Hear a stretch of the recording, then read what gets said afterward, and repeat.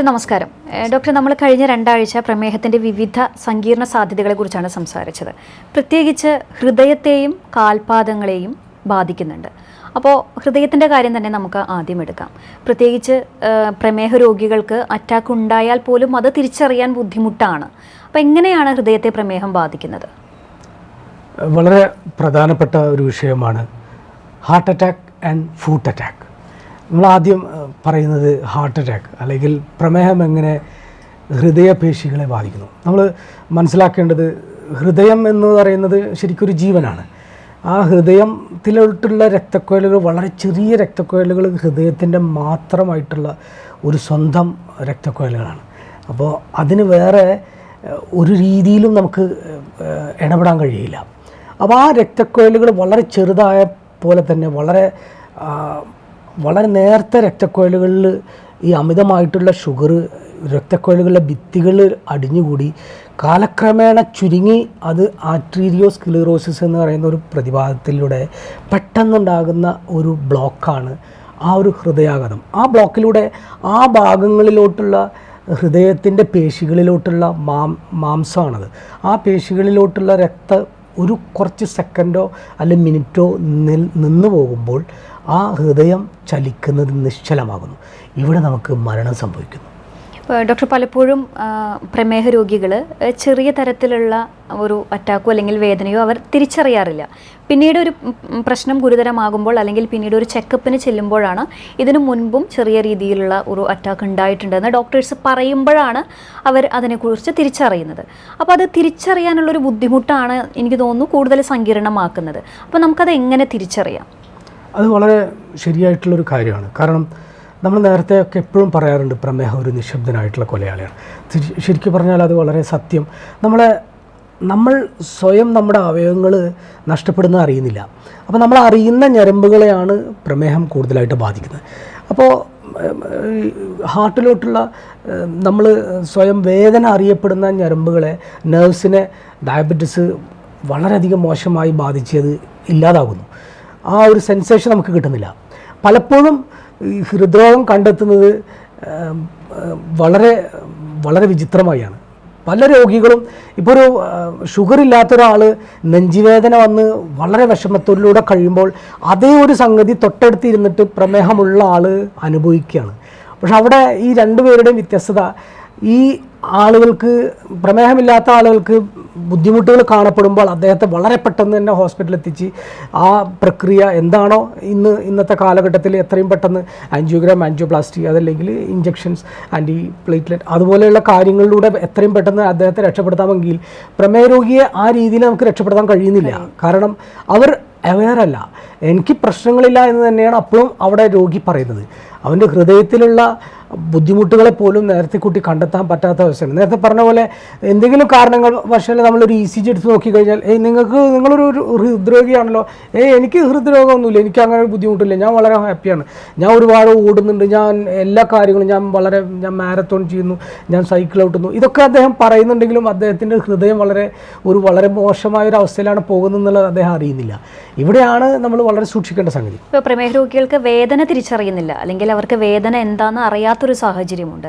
ഒരു പക്ഷേ അതായിരിക്കുമോ ഈ അറ്റാക്ക് വരുന്നതൊന്നും തിരിച്ചറിയാൻ പറ്റാത്തതിനുള്ള ഒരു കാരണം? തീർച്ചയായിട്ടും ഓട്ടോണമിക് ന്യൂറോപ്പതി എന്ന് പറയാം. ഓട്ടോണമിക് ന്യൂറോപ്പതി എന്ന് പറഞ്ഞാൽ നമ്മുടെ സെൽഫായിട്ടുള്ള ശരീരം ഞാൻ അറിയാതെ എൻ്റെ അവയവങ്ങൾ പ്രവർത്തിക്കുന്നതിനെ ആ നെർവ്സിനെ ബാധിക്കുന്നതുകൊണ്ടാണ് നമ്മളിത് അറിയാത്തത്. തീർച്ചയായിട്ടും അത് തന്നെയാണ് അതിൻ്റെ കാരണം. ഇപ്പോൾ നേരത്തെ നമ്മൾ പറഞ്ഞു കണ്ണായാലും അല്ലെങ്കിൽ വൃക്കയായാലും ഒക്കെ ഒരു പീരീഡ് വെച്ചിട്ട് അത് ടെസ്റ്റ് ചെയ്യണം, എന്തെങ്കിലും അതിൽ ബാധിച്ചിട്ടുണ്ടോ എന്ന്. അതുപോലെ തന്നെയാണോ ഒരു ഹൃദയ പരിശോധനയും വേണ്ടത്? തീർച്ചയായിട്ടും അതുപോലെ തന്നെയാണ്. നമ്മൾ വെറുതെ ഒരു ECG നോക്കിയത് കൊണ്ട് മാത്രം ആ ഒരു പോയിന്റ് ഓഫ് ടൈമിൽ വരുന്ന മാറ്റത്തെ നമുക്ക് ഹൃദ്രോഗം ഉണ്ടോ എന്ന് തിരിച്ചറിയാൻ കഴിയില്ല. വളരെയധികം സൂക്ഷിക്കേണ്ട സംഗതിയാണ്. അപ്പോൾ ഒരു ECGയിലൂടെ നമ്മൾ നെക്സ്റ്റ് സ്റ്റെപ്പ് എന്ന് പറയുന്നത് ട്രെഡ്മിൽ ടെസ്റ്റ്. നമ്മൾ ഹാർട്ടിനോട്ട് കൂടുതൽ ഭാരം കൊടുത്ത് അദ്ദേഹത്തെ നന്നായി ഓടിപ്പിച്ച് ചെയ്യുന്ന ആ ECGയിലൂടെ വരുന്ന ആ ചേഞ്ചസിലൂടെ നമുക്ക് ചിലപ്പോൾ നേരത്തെ കണ്ടെത്താൻ പറ്റും. പിന്നെ നെക്സ്റ്റ് സ്റ്റെപ്പ് എക്കോ ടെസ്റ്റാണ്. ഹാർട്ടിൻ്റെ ഫങ്ഷണൽ ചേഞ്ചുകൾ നമ്മൾ എക്കോ ടെസ്റ്റിലൂടെ റീജിയണൽ വാൾ മോഷൻ അബ്നോമാലിറ്റി ഒക്കെ നമുക്ക് നേരത്തെ കൂട്ടി കണ്ടെത്താൻ പറ്റും. പക്ഷേ ഇതൊന്നും ചിലപ്പോൾ ഒരു പ്രമേഹ രോഗിയെ സംബന്ധിച്ച് അവസാനമല്ല. അപ്പോൾ ഇന്നത്തെ കാലഘട്ടത്തിൽ പ്രമേഹം നിയന്ത്രണം അല്ലെങ്കിൽ ഏറ്റവും നല്ല ടെസ്റ്റ് എന്ന് പറയുന്നത് കൊറോണറി ആൻജിയോഗ്രാം തന്നെയാണ്. ഹൃദയ രക്തധമനികളിലോട്ട് വയറ് കടത്തിവിട്ട് അതിൻ്റെ ഉള്ളിലുള്ള എത്രത്തോളം രക്തക്കൊഴലുകൾ ചുരുങ്ങിയിട്ടുണ്ടെന്ന് നേരത്തെ കണ്ടെത്തിയിട്ട് ചികിത്സിക്കുക തന്നെയാണ് വളരെ വ്യക്തമായിട്ടുള്ളൊരു ചികിത്സാ രീതി. ഡോക്ടർ, ഇപ്പോൾ മറ്റ് അവയവങ്ങൾക്ക് നമുക്ക് നേരത്തെ കൂട്ടി കണ്ടെത്തുകയാണെങ്കിൽ അതിന് ചികിത്സയിലൂടെ തന്നെ നമുക്ക് തിരിച്ച് ജീവിതത്തിലേക്ക് വരാനുള്ള സാധ്യത കൂടുതലുണ്ടെന്ന് പറയുമ്പോൾ ഹൃദയത്തിൻ്റെ കാര്യത്തിൽ അത് വളരെ കുറവാണ്. കാരണം പെട്ടെന്നൊരു അറ്റാക്ക് നമ്മൾ അറിയാതെ തന്നെ സംഭവിച്ചു കഴിഞ്ഞാൽ പിന്നെ നമുക്കൊന്നും ചെയ്യാനില്ല എന്നുള്ളതാണ്. അപ്പോൾ എങ്ങനെയായിരിക്കണം ഒരു ഹൃദയ സംരക്ഷണം? ഹൃദയ സംരക്ഷണം തീർച്ചയായിട്ടും എന്താണ് എൻ്റെ ഹൃദയത്തിന് ബുദ്ധിമുട്ടുണ്ടാക്കുന്നത്? അതൊരു പക്ഷേ എൻ്റെ ചികിത്സയുടെ പിഴവായിരിക്കാം. എന്ന് വെച്ചാൽ ഞാൻ എൻ്റെ നിയന്ത്രണമല്ലാത്ത പ്രമേഹം ചികിത്സിച്ച് ശരിയായ രീതിയിൽ ചികിത്സിക്കുന്നില്ല, അല്ലെങ്കിൽ ഞാൻ ചികിത്സിക്കുന്നുണ്ടെങ്കിൽ അത് നിയന്ത്രണവിധേയമല്ല. എനിക്ക് കൊളസ്ട്രോൾ ഉണ്ട് എന്നുള്ള ധാരണ ഉണ്ടെങ്കിലോ അല്ലെങ്കിൽ ഡോക്ടർ മരുന്ന് എഴുതിയിട്ടുണ്ടെങ്കിലും ഞാൻ അതിന് മരുന്ന് കഴിക്കുന്നില്ല, ഞാൻ ഭക്ഷണത്തിൽ നിയന്ത്രിക്കുന്നു എന്ന് പറയപ്പെടുന്നു. അതുപോലെ തന്നെ ചെറിയ മാറ്റങ്ങളെ കൊണ്ട് എൻ്റെ പ്രഷറിനെ നിയന്ത്രിക്കാൻ മരുന്ന് തന്നിട്ട് ഞാനത് കഴിക്കുന്നില്ല. എൻ്റെ ജീവിതത്തിലുണ്ടാകുന്ന മാനസിക സംഘർഷങ്ങൾ, അതുപോലെ എൻ്റെ ജീവിത ശൈലിയിലുള്ള മാറ്റങ്ങൾ, എനിക്ക് വ്യായാമം ചെയ്യാൻ പറ്റുന്നുണ്ട്, ഞാനത് ചെയ്യുന്നില്ല.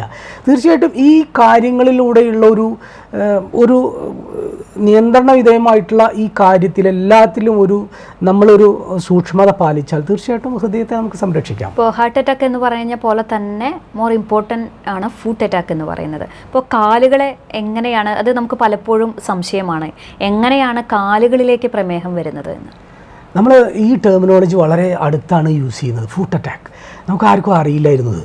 നമ്മൾ ഹാർട്ട് അറ്റാക്ക് എന്ന് പറയുമ്പോൾ ഹാർട്ടിന് നെഞ്ചുവേദന വരിക അല്ലെങ്കിൽ അത് കണ്ടെത്തി കഴിഞ്ഞാൽ ജീവൻ അപകടമായതുകൊണ്ട് വളരെ പെട്ടെന്ന് തന്നെ ചികിത്സാ രീതിയിലോട്ട് നമ്മൾ മുന്നോട്ട് പോകും.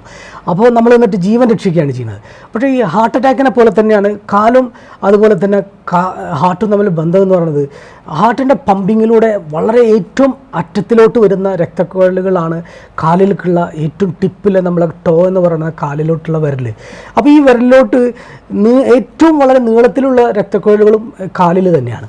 അപ്പോൾ ഈ സെയിം പ്രക്രിയ ഒരു ഹാർട്ട് അറ്റാക്ക് വന്ന ഒരാൾക്ക് അദ്ദേഹത്തിൻ്റെ കാലിലോട്ടുള്ള രക്തോട്ടക്കുറവും വന്നു. അവിടെയാണ് നമ്മൾ വളരെ സൂക്ഷിക്കേണ്ടത്. അപ്പോൾ ഇത് ഹാർട്ട് അറ്റാക്ക് വന്ന പോലെ ഫുട്ട് അറ്റാക്ക് വരുന്നത്, പക്ഷേ ഫുട്ട് അറ്റാക്കിനെ നമ്മൾ അത്ര ശ്രദ്ധിക്കപ്പെടാതിരിക്കുന്നത് എന്താണെന്ന് വെച്ചാൽ കാലിൻ്റെ നഖം അല്ലെങ്കിൽ കാലിൻ്റെ ഒരു വിരൽ അല്ലെങ്കിൽ രണ്ട് വിരൽ, കാൽപാദം, ഇതൊന്നും ആരും അത്ര ഒരു ഈസി ആയിട്ട് എടുക്കുന്നില്ല. വളരെ സില്ലി ആയിട്ട് അത് കാലിലൊരു ചെറിയ മുറിവല്ലേ. ഈ ഒരു നിസ്സംഗത അല്ലെങ്കിൽ ആ ഒരു മനോഭാവം, എൻ്റെ ആ ഒരു ചെറിയൊരു മുറിവ്, പക്ഷേ ആ ഒരു ചെറിയ മുറിവായിരിക്കാം ഇന്ന് വികലാംഗനായി ഞാൻ നടക്കേണ്ടി വരുന്ന ഒരു അവസ്ഥ എന്ന് നമ്മൾ മനസ്സിലാക്കുന്നില്ല. അപ്പോൾ അവിടെ കാലിലോട്ടുള്ള രക്തോട്ടം കുറയുന്നത് ഹാർട്ടിലോട്ടുള്ള രക്തോട്ടം കുറയുന്നത് പോലെ തന്നെയാണ്. ഇപ്പോൾ ഡോക്ടർ നേരത്തെ സൂചിപ്പിച്ച പോലെ തന്നെ പ്രമേഹ രോഗികൾക്ക് ഒരു മുറിവ് വന്നു കഴിഞ്ഞാൽ അത് ഉണങ്ങാനുള്ള ഒരു എല്ലാവരും ഇല്ല, പക്ഷേ ചിലരിൽ അങ്ങനെ കാണുന്നുണ്ട്. പക്ഷേ അത്തരത്തിൽ എല്ലാ പ്രമേഹ രോഗികൾക്കും ഒരേ സ്വഭാവമാണോ അതോ വ്യത്യാസമുണ്ടോ? തീർച്ചയായിട്ടും എല്ലാ പ്രമേഹ രോഗികൾക്കും ഒരുപോലെയല്ല. നിയന്ത്രണമായിട്ട് പോകുന്ന പ്രമേഹ രോഗികൾ അവർ കറക്റ്റായിട്ട് ഫോളോ അപ്പ്, കറക്റ്റ് മരുന്ന് കഴിച്ച് ശരിയായ രീതിയിൽ അവരുടെ HbA1c 6.57 ഉള്ളിലൊക്കെ നിയന്ത്രിച്ച് നിർത്തുന്ന ആളുകൾ, അതുപോലെ പ്രോപ്പറായിട്ടുള്ള ഫുഡ് കെയർ, ഇതൊക്കെയുള്ള ആളുകൾ വളരെ സുന്ദരമായിട്ട് കാലിലേക്ക് ബുദ്ധിമുട്ടുകൾ വരാതെ ജീവിക്കുന്നുണ്ട്. തീർച്ചയായിട്ടും നിയന്ത്രണ വിധേയമായിട്ടുള്ള പ്രമേഹ രോഗികൾ. ഇപ്പോൾ കാലിൽ മുറിവ് പറ്റിയ ഒരാൾക്ക് അത് ഒരുപാട് നാളുകളായിട്ട് അത് മാറുന്നില്ല അല്ലെങ്കിൽ മുറിവ് ഉണങ്ങുന്നില്ല, അത് കൃത്യമായിട്ട് ചികിത്സിക്കപ്പെടേണ്ടതല്ലേ? തീർച്ചയായിട്ടും ഉണങ്ങാത്ത മുറിവുകൾ അതിൻ്റെ ഒരു വലിയൊരു കാരണം എന്ന് പറയുന്നത് കാലിലോട്ടുള്ള രക്തോട്ടത്തിൽ മാത്രമല്ല, കാലിലെ നെർവ്സ്, കാലിലെ ഞരമ്പുകൾ എന്ന് പറയുന്ന ന്യൂറോപ്പതിയും കൂടെ അതിന് വലിയൊരു കാരണമാണ്. അപ്പോൾ തീരെ ഉണങ്ങാത്ത മുറിവുകൾ, അതല്ലെങ്കിൽ നമ്മൾ ഈ ഫിഷേഴ്സ് എന്ന് പറയും, കാലിലെ വിണ്ട് കീറൽ, തരിപ്പ്, ചുട്ടുകത്തൽ, പുകച്ചൽ, ഇതൊക്കെ പ്രമേഹ പാദരോഗത്തിൻ്റെ ലക്ഷണങ്ങളാവാം, പ്രമേഹ ഫുട്ട് അറ്റാക്കിൻ്റെ ലക്ഷണങ്ങളാവും. തീർച്ചയായിട്ടും അത് ചികിത്സിക്കപ്പെടേണ്ടതാണ്. അതുപോലെ തന്നെ കാലിൽ കറുത്ത കളർ വരുന്നതായിട്ട് പലപ്പോഴും കാണുന്നുണ്ട്, അത് എന്ത് ലക്ഷണമാണ്? നമ്മൾ കാലിലോട്ടുള്ള രക്തോട്ടത്തിൻ്റെ റിഫ്ലക്ഷനാണ് സ്കിൻ എന്ന് പറയുന്നത്. അപ്പോൾ സ്കിന്ന് വളരെ മൃദുലമായി വളരെ സുന്ദരമായി കാണപ്പെടുന്നത് അതിൻ്റെ അടിയിലുള്ള സ്ട്രക്ചേഴ്സും അതിൻ്റെ രക്തക്കൊഴലുകളൊക്കെ വളരെ പോഷകാഹാരങ്ങൾ കിട്ടുന്നതുകൊണ്ടായിരിക്കും. അപ്പോൾ ആ പോഷകാഹാരങ്ങൾ കിട്ടാതെ നിരന്തരമായിട്ട് ഈ ഷുഗർ കൂടി നിൽക്കുന്ന അവസ്ഥയിൽ തീർച്ചയായിട്ടും ആ റിഫ്ലക്ഷൻ സ്കിന്നിലോട്ട് വരും. ഇപ്പോൾ ഡോക്ടർ, ഇപ്പോൾ സ്കിന്നിൻ്റെ കാര്യം പറഞ്ഞപ്പോൾ പലപ്പോഴും പ്രമേഹ രോഗികൾക്ക് സ്കിന്നിൽ ചൊറിച്ചിൽ അല്ലെങ്കിൽ ചുവന്ന് തടിച്ച പാടുകളൊക്കെ പലപ്പോഴും കാണാറുണ്ട്. അത് നിസ്സാരവൽക്കരിക്കാതെ ഇത്തരത്തിൽ കാലിലേക്കോ അല്ലെങ്കിൽ വൃക്കകളിലേക്കോ എല്ലാം അങ്ങനെ സംഭവിക്കുന്നതിൻ്റെ ഒരു ലക്ഷണമായിട്ട് നമുക്ക് എടുത്തൂടെ? തൊലിയുടെ ലക്ഷണങ്ങൾ, തൊലിപ്പുറമെ കാണുന്ന കുറേ അസുഖങ്ങൾ പ്രമേഹ രോഗത്തിനെ സംബന്ധിച്ചും അല്ലാത്തതുണ്ട്. പ്രമേഹ രോഗികൾ തീർച്ചയായിട്ടും നിയന്ത്രണമല്ലാത്ത ഷുഗർ ഉണ്ടാകുമ്പോൾ ഫംഗസ് ബാധയുണ്ടാവും. അപ്പോൾ ഈ ഫംഗസിലൂടെ അത് ഈ ഫംഗസുകൾക്കും അതുപോലെ ബാക്ടീരിയകൾക്കൊക്കെ ഏറ്റവും കൂടുതൽ ഇഷ്ടം പഞ്ചസാര തന്നെയാണ്. അപ്പോൾ അവർ ആ ഒരു ശരീരത്തിൽ എപ്പോഴും കുടിയിരിക്കുന്നത് അതുകൊണ്ട് തന്നെയാണ്. ഇപ്പോൾ കാലിൽ പെട്ടെന്ന് പഴുപ്പ് കയറുക, അത് തിരിച്ചറിയാൻ പറ്റുന്നില്ല. പലപ്പോഴും ഷുഗർ പേഷ്യൻസിന് പറഞ്ഞു കേട്ടിട്ടുള്ളതാണ് പഴുപ്പ് കയറി അവസാനം കാല് മുറിച്ച് കളയേണ്ട ഒരു അവസ്ഥ. അപ്പോൾ എപ്പോഴാണ് ഡോക്ടർ അങ്ങനത്തെ ഒരു സാഹചര്യം വരുന്നത്? ഞാൻ നേരത്തെ പറഞ്ഞ പോലെ ചില ഘട്ടങ്ങൾ, ഇപ്പോൾ എൻ്റെ കാലിലുള്ള ചെറിയ തഴമ്പുകൾ, ഈ തഴമ്പുകളെ ഞാൻ അവഗണിക്കുന്നു. എൻ്റെ കാലിലുള്ള തരിപ്പ്, ചുട്ടുകത്തിൽ, പുകച്ചിൽ, അതുപോലെ തന്നെ മരവിപ്പ്, ചെറിയ വ്രണങ്ങൾ, ഇതിനെ അവഗണിക്കുമ്പോൾ ഇതൊരു പക്ഷേ ഞാൻ അറിയാത്തതുകൊണ്ടാണ്. അപ്പോൾ എൻ്റെ കാലിൽ ഞാൻ ഇട്ട് നടക്കുന്ന എൻ്റെ ചെരുപ്പ് ഞാൻ അറിയാതെ എൻ്റെ കാലിൽ നിന്ന് ഊരിപ്പോവുക. അപ്പോൾ എൻ്റെ സെൻസേഷൻ നഷ്ടപ്പെട്ടു. ഞാൻ ഒരു കുപ്പിച്ചില്ലിൽ ഞാൻ നടക്കുമ്പോൾ എൻ്റെ ഷൂവിൻ്റെ ഉള്ളിൽ കയറി കുത്തിയിരിക്കുന്നു, ഞാനത് അറിഞ്ഞില്ല. അപ്പോൾ മറ്റൊരാൾ പറഞ്ഞു തരണേ, എന്താണ് ചേട്ടാ നിങ്ങളുടെ കാലിൽ നിന്ന് രക്തം വരുന്നല്ലോ, നിങ്ങളുടെ ഒരു കാലിൽ ചെരുപ്പുണ്ട് ഒരു കാലിൽ ചെരുപ്പില്ല. ഇത്രയും വിചിത്രമായ വളരെ സങ്കീർണമായിട്ടുള്ള ഈ പ്രമേഹ പാദരോഗത്തെ ശരിയായ രീതിയിൽ നമ്മൾ മനസ്സിലാക്കിയില്ലെങ്കിൽ നമ്മൾ മറ്റൊരു വികലാംഗനായേക്കാം. അപ്പോൾ നേരത്തെ കൂട്ടി ഈ അസുഖങ്ങളെ മനസ്സിലാക്കൽ, ഇതൊക്കെ എൻ്റെ സാധ്യതയുള്ള കാര്യങ്ങളാണ്. എൻ്റെ കാല് നഷ്ടപ്പെടാൻ പോകുന്ന സാധ്യതകളാണ് ഇപ്പോൾ ഈ പറഞ്ഞ കാര്യങ്ങളെല്ലാം. അപ്പോൾ അത് നേരത്തെ കൂട്ടി മുൻകൂട്ടി മനസ്സിലാക്കി അതിനെ നമ്മൾ ശരിയായ രീതിയിൽ പ്രോപ്പറായിട്ടുള്ള ഫുട്വെയർ, പ്രോപ്പറായിട്ടുള്ള ചികിത്സ എടുത്താൽ കാല് നമുക്ക് മുറിച്ച് നഷ്ടപ്പെടുന്നത് നമുക്ക് പ്രതിരോധിക്കാൻ കഴിയും. അതുപോലെ തന്നെ കാൽപാദങ്ങളിൽ വേദന, അത് സ്വാഭാവികമായിട്ടുണ്ടാകുന്ന വേദനയാകാം. പക്ഷേ പ്രമേഹ രോഗികൾക്ക് അത്തരത്തിൽ കാല് വേദന വരുമ്പോൾ അത് കുറച്ചും കൂടി ശ്രദ്ധിക്കപ്പെടേണ്ടതല്ലേ? ഡയബറ്റിക് പെരിഫറൽ ന്യൂറോപ്പതി എന്ന് പറയുന്നത് ഭയങ്കര ഭയാനകമായിട്ടുള്ളൊരു, ഭയങ്കര അനുഭവിക്കുന്ന ആളുകൾ പറയുന്നത് കേട്ടാൽ നമുക്ക് വളരെ വിഷമത ഉണ്ടാവും. പാശ്ചാത്യ രോഗങ്ങളിൽ ചില ലിറ്ററേച്ചറുകളിലൊക്കെ കാണാം സൂയിസൈഡ് വരെ ചെയ്യപ്പെടുന്നുണ്ട്. അത്രയും അസഹ്യമായിട്ടുള്ള വേദന, സൂചി കുത്തുന്ന പോലെയും കഠിനമായ വേദന ആളുകൾ വന്ന് പറയുമ്പോൾ തൻ്റെ ഉറക്കവും തൻ്റെ മനസ്സമാധാനവും തൻ്റെ ജീവിതവും തന്നെ ബുദ്ധിമുട്ടിക്കുന്ന തരത്തിൽ എനിക്കൊരു നിയന്ത്രണമല്ലാത്ത എൻ്റെ ഒരു വേദന അനുഭവിക്കുന്നത്, അവിടെ നമ്മൾ മനസ്സിലാക്കേണ്ടത് ഒരുപാട് കാലമായി എൻ്റെ ശരീരത്തിൽ നിയന്ത്രണമല്ലാത്ത ഷുഗർ എൻ്റെ അന്ന് ഞാൻ അങ്ങനെ സുഖമായി ജീവിച്ചതിൽ ഒരുപക്ഷെ ശരീരം നമ്മളെ ശിക്ഷിക്കുകയായിരിക്കാം. ഇത്രയും കാലം എന്നെ നീ ശ്രദ്ധിക്കാതെ എൻ്റെ അവയവങ്ങളെല്ലാം കേടുവരുത്തി, ഇനി നീ അനുഭവിക്കുക. ആ ഒരു രീതിയിലാണ് ഇന്ന് ആളുകൾ അത്രയും മോശമായിട്ടുള്ള ഷുഗർ കൊണ്ട് ഈ ഞരമ്പുകളെ അനുഭവിക്കുന്ന വേദന അനുഭവിക്കും. തീർച്ചയായിട്ടും ചികിത്സാ രീതികളുണ്ട്. വളരെ വ്യക്തമായ രീതിയിൽ ആ രോഗികളെ മാനസികമായി സപ്പോർട്ട് ചെയ്യുകയും അതുപോലെ തന്നെ ഒരുപാട് മരുന്നുകൾ ഇന്ന് അവൈലബിൾ ആണ്. പ്ലസ് ബ്ലഡ് ഷുഗർ പക്ക നല്ല കൺട്രോളിൽ ചിലപ്പോൾ 3-4 നേരം ഇൻസുലിനൊക്കെ കൊടുത്ത് നിയന്ത്രണ വിധേയമാക്കിയാൽ ഈ വേദന ഒരുപാട് മാറ്റങ്ങൾ വരുത്താൻ കഴിയും. ഇപ്പോൾ കാൽപാദങ്ങളിലേക്ക് ബാധിക്കുന്നുണ്ട്, അങ്ങനെ നമുക്ക് തിരിച്ചറിയാനുള്ള സിംറ്റംസ് എന്തെങ്കിലും ഉണ്ടോ? വളരെ നേരത്തെ കൂട്ടി കാൽപാദം എൻ്റെ കാലിലോട്ട് പ്രമേഹം ബാധിക്കുന്നുണ്ട് എന്ന് അറിയപ്പെടുന്നത് ഇന്ന് ഞാൻ ഉറങ്ങിക്കിടക്കുമ്പോൾ എൻ്റെ കാലിൽ ഉറുമ്പോ മറ്റ് ക്ഷുദ്രജീവികളോ എലിയോ പാറ്റയോ വന്ന് കടിച്ചുകൊണ്ട് പോകുന്നു. അപ്പോൾ ആ ഒരു സുപ്രഭാതത്തിൽ എന്താ ഞാൻ അറിയാതെ എൻ്റെ കാലിലെ വിരൽ പോയോ, എൻ്റെ വിരൽ നഷ്ടപ്പെട്ടോ? അപ്പോൾ ഇവിടെ അങ്ങനെ ഒരു സംഗതി വരുമ്പോഴാണ് നമ്മൾ മനസ്സിലാക്കുന്നത്. തീർച്ചയായിട്ടും നേരത്തെ കൂട്ടി എൻ്റെ കാലിൽ ചെറിയ തരിപ്പ്, ചെറിയ മരവിപ്പ്, ചുട്ടുകത്തൽ, പുകച്ചിൽ, ഈ ചെറിയ മാറ്റങ്ങൾ കണ്ടാൽ, അല്ലെങ്കിൽ എൻ്റെ കാലിലുള്ള കളർ വ്യത്യാസം, എൻ്റെ കാല് ഡ്രൈ ആകുക, എൻ്റെ കാലിലെ രോമങ്ങൾ കൊഴിഞ്ഞു പോവുക, എൻ്റെ കാലിൽ കളർ വ്യത്യാസം, എനിക്കെന്തോ സാധാരണ ഫീൽ ചെയ്യാത്ത എന്തോ എൻ്റെ കാലിൽ ഞാൻ അനുഭവിക്കുന്നു. ഇത് പ്രമേഹ പാദരോഗത്തിൻ്റെ ലക്ഷണമാണ്. ഇതൊന്നും മറ്റുള്ള സിംറ്റംസിനെല്ലാം കുറച്ചും കൂടി തിരിച്ചറിയാൻ കൂടുതൽ സാധ്യത കാൽപാദങ്ങളിലെ പ്രമേഹം ബാധിക്കുന്നതാണ്. വളരെ ശരിയാണ്. മറ്റുള്ള പ്രമേഹം മറ്റ് നേത്രരോഗത്തെയോ ഹൃദയരോഗത്തെയോ അതുപോലെ തന്നെ വൃക്കരോഗത്തെയോ അതിനേക്കാൾ ഉപരി പ്രമേഹ പാദരോഗത്തിൽ വരുമ്പോൾ തീർച്ചയായിട്ടും പാദരോഗങ്ങളെ നമുക്ക് നേരത്തെ കൂട്ടി ആളുകൾക്ക് മനസ്സിലാക്കാൻ കഴിയും. അതുപോലെ തന്നെ ആ പാദങ്ങൾ നമ്മുടെ ശരീരത്തിൽ നിലനിൽക്കണമെന്ന് നമ്മൾ ആഗ്രഹിക്കുന്നെങ്കിൽ നേരത്തെ കൂട്ടി ചികിത്സ എടുത്ത് പാദ സംരക്ഷണം ഉണ്ടെങ്കിൽ തീർച്ചയായിട്ടും അതും നമുക്ക് രക്ഷപ്പെടുത്താൻ കഴിയും. ഇപ്പോൾ പലപ്പോഴും വിരൽ മുറിച്ച് കളയുക, അതിനുശേഷം മുട്ടിന് താഴെ വെച്ച് മുറിച്ച് കളയുക, ഇതൊക്കെ പ്രമേഹ രോഗികൾക്ക് പലപ്പോഴും കേൾക്കുന്നതാണ്. അപ്പോൾ പാദരോഗം ബാധിച്ചു കഴിഞ്ഞാൽ കാല് മുറിച്ച് കളയേണ്ട ഒരു അവസ്ഥയാണ് എന്ന് വിചാരിക്കുന്നവരുമുണ്ട്. അത് പൂർണ്ണമായിട്ടും ശരിയാണോ? ഒരിക്കലുമല്ല. ഇന്ന് I prevent amputation, I prevent diabetes. നമ്മൾ ഡയബറ്റീസിനെ പ്രതിരോധിക്കുകയും അതേപോലെ തന്നെ ആംബുട്ടേഷനെ പ്രതികരിക്കുകയും വേണം.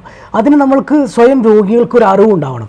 എൻ്റെ ഹാർട്ട് പമ്പ് ചെയ്യുന്നതിൻ്റെ പൾസ് നമ്മൾ കയ്യിൽ വെച്ച് നോക്കുന്ന പോലെ എൻ്റെ കാലിൽ രക്തോട്ടം വരുന്നുണ്ടോ എന്നുള്ള പൾസ് ഒരു ഡോക്ടർ വെച്ച് നോക്കിക്കഴിഞ്ഞാൽ ഒരു രോഗി ഒരു മുറിവായിട്ട് വരുമ്പോൾ ആ രോഗിയുടെ കാലിലോട്ട് രക്തോട്ടം ഇല്ലെങ്കിൽ അത് ഫുട്ട് അറ്റാക്കാണ്.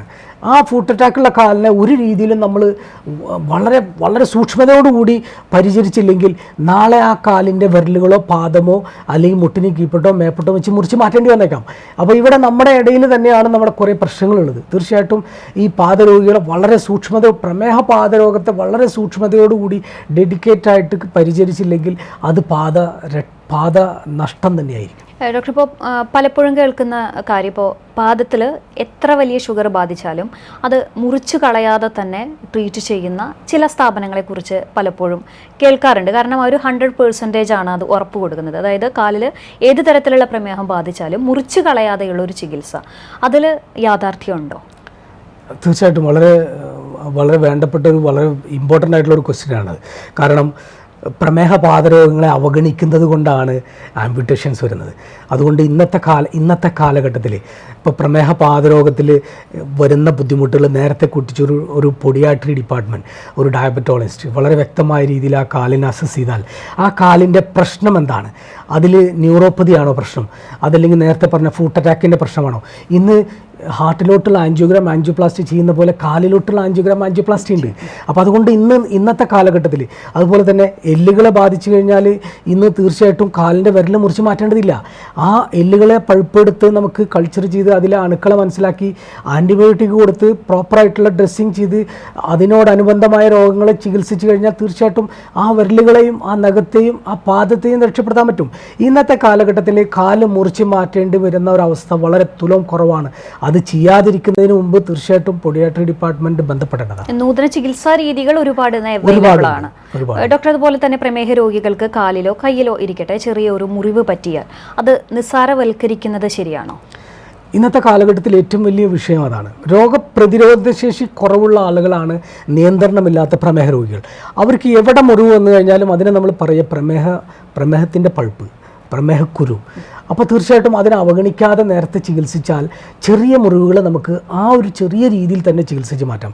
ചെറിയ മുറിവുകളെ വലിയ മുറിവുകളാക്കി വലിയ വിഷമത്തിലോട്ട് അവസാനിപ്പിക്കുന്ന രോഗികൾ തന്നെയാണ്. ഇപ്പോൾ പ്രമേഹത്തിന് ഇന്ന് ഒരുപാട് ഒറ്റമൂലി ചികിത്സകൾ ലഭ്യമാണ്. ഇപ്പോൾ ആളുകളെ സംബന്ധിച്ചിടത്തോളം ഒരുപാട് മരുന്ന് കഴിക്കുക അല്ലെങ്കിൽ ഒരുപാട് കാലയളവിൽ മെഡിസിൻ കഴിക്കുക എന്ന് പറഞ്ഞാൽ അത് ഭയങ്കര ബുദ്ധിമുട്ടുള്ള കാര്യമാണ്. മാത്രമല്ല അതിൻ്റെ കോസ്റ്റ്. അപ്പോൾ ഇപ്പോഴും പലരും ഇത്തരത്തിലുള്ള ഒറ്റമൂലി ആശ്രയിക്കുന്നുണ്ട്. അത് എത്രത്തോളം അതിലൊരു സത്യമുണ്ടാകാം, അല്ലെങ്കിൽ അത് പിന്നീട് എന്തെങ്കിലും പ്രത്യാഘാതങ്ങളിലേക്ക് പോകുന്നുണ്ടോ? നമ്മുടെ ഇന്ത്യ മഹാരാജ്യത്ത് നമ്മുടെ ആളുകൾ, പ്രത്യേകിച്ച് കേരളത്തിൽ, ഒരുപാട് ചികിത്സാ രീതികളെ നമ്മൾ സമീപിക്കാറുണ്ട്. പ്രത്യേകിച്ച് മലയാളികൾക്ക് ഒരു ചികിത്സാ രീതിയോടും ഒരുപാട് കാലം ഇഷ്ടപ്പെടില്ല. പ്രമേഹ രോഗത്തിൻ്റെ കാര്യത്തിൽ നേരത്തെ പറഞ്ഞ പോലെ നമുക്ക് ഒരു മരുന്ന് ഇങ്ങനെ ജീവിതകാലം മുഴുവൻ കഴിച്ചു പോവുക എന്ന് പറയുന്നത് അവർ ഇഷ്ടപ്പെടാത്തൊരു കാര്യമാണ്. പിന്നെ ഒറ്റമൂലി എന്ന് സംബന്ധിച്ച് പറയുമ്പോൾ ഞാനൊരു ഒറ്റമൂലിയെക്കുറിച്ച് അങ്ങനെ വിമർശിക്കുക എന്ന് പറയുന്നത് ഞാൻ ആ മൂല്യത്തെക്കുറിച്ച് പഠിച്ചിട്ടില്ല.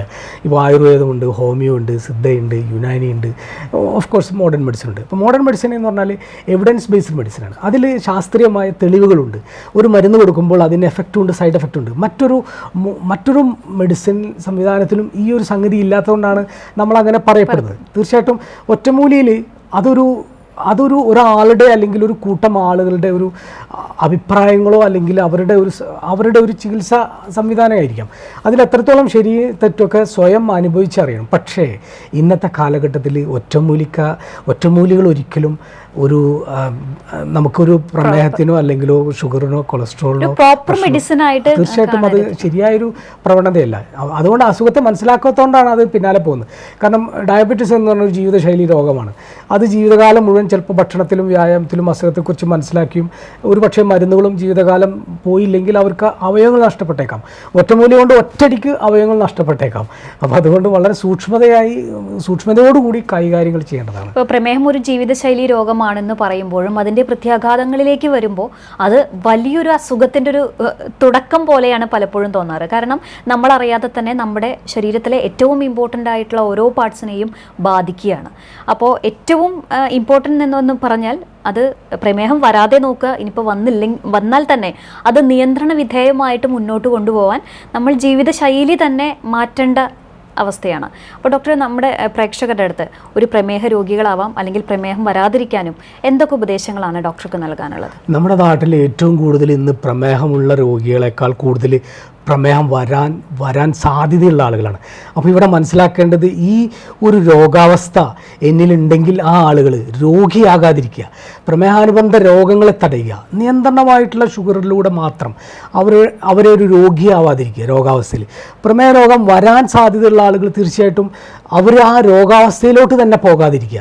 അതിന് തീർച്ചയായിട്ടും ഒരു മാനസികമായിട്ടുള്ള സംഘർഷം ഒഴിവായിട്ടുള്ളൊരു ജീവിതം നമുക്ക് സാധ്യമല്ല. പക്ഷേ എന്നിരുന്നാലും ഞാൻ വിചാരിച്ചാൽ എനിക്ക് എൻ്റെ സംഘർഷങ്ങൾ കുറച്ചൊക്കെ ഒഴിവാക്കാൻ പറ്റും. അതിനുള്ള മാർഗ്ഗങ്ങൾ കണ്ടെത്തണം. അതുപോലെ തന്നെ എൻ്റെ ഭക്ഷണ രീതി ഇത് ഞാൻ തന്നെയാണ് വെടക്കാക്കുന്നതും ഞാൻ തന്നെയാണ് നന്നാക്കുന്നതും. അതിലും ഒരു വ്യക്തമായ ഒരു കാര്യം ഉണ്ടെങ്കിൽ തീർച്ചയായിട്ടും അതും എനിക്ക് അവലംബിക്കാവുന്ന കാര്യമുള്ളൂ. എൻ്റെ വ്യായാമത്തിലെ കാര്യങ്ങളിൽ എനിക്ക് എൻ്റെ ആരോഗ്യം എൻ്റെ ജീവിതകാലം വരെ എൻ്റെ അവയവങ്ങൾ എൻ്റെ കൂടെ നിൽക്കണമെങ്കിൽ എനിക്ക് സ്ഥിരമായൊരു വ്യായാമക്രിയ എനിക്ക് വേണം. അതും എനിക്കൊരു 35 മിനിറ്റ് ഒരാളെ കൊണ്ട് ഒരു വ്യായാമം ചെയ്യാന്ന് പറഞ്ഞാൽ അത്ര വലിയ കാര്യമൊന്നുമില്ല. തീർച്ചയായിട്ടും ഇന്നത്തെ കാലഘട്ടത്തിൽ ഈ 3 കാര്യങ്ങൾ നമ്മൾ മനസ്സിലാക്കിയാലും എന്തെങ്കിലും അസുഖങ്ങൾ എനിക്കുണ്ടോ എന്നുള്ളത് ഒരു വിദഗ്ധനായൊരു ഡോക്ടറെ കണ്ട് ബ്ലഡോ മറ്റോ ടെസ്റ്റ് ചെയ്ത് നോക്കേണ്ടത് വളരെ അത്യാവശ്യമാണ്. ഇതുണ്ടെങ്കിൽ മാത്രം തന്നെ നമുക്കൊരു സുഖമായിട്ടുള്ള ഒരു ജീവിതം നയിക്കാൻ പറ്റുള്ളൂ. അപ്പോൾ ഡോക്ടർ എന്തായാലും വളരെയധികം നന്ദി. നമ്മൾ ഒരുപാട് എപ്പിസോഡുകൾ ഈ ഒരു പ്രമേഹത്തെക്കുറിച്ച് ചെയ്തു. എനിക്ക് തോന്നുന്നു പ്രമേഹത്തെക്കുറിച്ച് കൂടുതൽ ആളുകളിലേക്ക് ഈ ഒരു ഇൻഫോർമേഷൻസ് എത്തിയിട്ടുണ്ടാവും എന്ന് വിചാരിക്കുന്നു. കാരണം എന്താണ് പ്രമേഹം, അതിൻ്റെ പ്രത്യാഘാതങ്ങൾ എന്താണ്, എങ്ങനെയൊക്കെയാണ് അതിൻ്റെ ചികിത്സാ രീതി, അതെല്ലാം ഡോക്ടർ വളരെ കൃത്യമായിട്ട് നമുക്ക് പറഞ്ഞു തന്നു. അപ്പോൾ വളരെയധികം നന്ദി ഡോക്ടർ. ഡോക്ടർ നേരത്തെ പറഞ്ഞ പോലെ തന്നെ പലപ്പോഴും പ്രമേഹം എന്ന് പറയുമ്പോൾ അത് ഒരു ജീവിതശൈലി രോഗമാണ് എന്ന് വിചാരിച്ച് അതിനെ നിസ്സാരവൽക്കരിക്കുന്നവരുണ്ടാകാം. പക്ഷേ നമ്മൾ കൃത്യമായിട്ടുള്ള ഒരു ശ്രദ്ധ പ്രമേഹം എന്ന രോഗാവസ്ഥയ്ക്ക് കൊടുത്തിട്ടില്ലെങ്കിൽ അത് പിന്നീട് നമുക്ക് വലിയ പ്രത്യാഘാതങ്ങളിലേക്കാണ് നമുക്ക് നയിക്കുക. അപ്പോൾ സ്വയം പ്രമേഹം വരണോ അല്ലെങ്കിൽ പ്രമേഹ രോഗികൾ അത് മാറാൻ സ്വയമാണ് നമ്മൾ ശ്രദ്ധിക്കേണ്ടത്. നമ്മുടെ ജീവിതശൈലിയിലാണ് മാറ്റം വരുത്തേണ്ടത്, മാനസിക സമ്മർദ്ദങ്ങളാണ് കുറയ്ക്കേണ്ടത്. അതോടൊപ്പം തന്നെ കൃത്യമായ വ്യായാമവും കൂടി ഉണ്ടെങ്കിൽ ഒരു പരിധി വരെ നമുക്ക് പ്രമേഹത്തെ നിയന്ത്രിച്ചുകൊണ്ട് മുന്നോട്ട് പോകാനായിട്ട് സാധിക്കും. ആരോഗ്യരംഗത്തിൻ്റെ ഇന്നത്തെ അധ്യായം ഇവിടെ പൂർണ്ണമാവുന്നു. അടുത്ത എപ്പിസോഡിൽ മറ്റൊരു വിഷയവുമായി വീണ്ടും കാണാം. നന്ദി, നമസ്കാരം.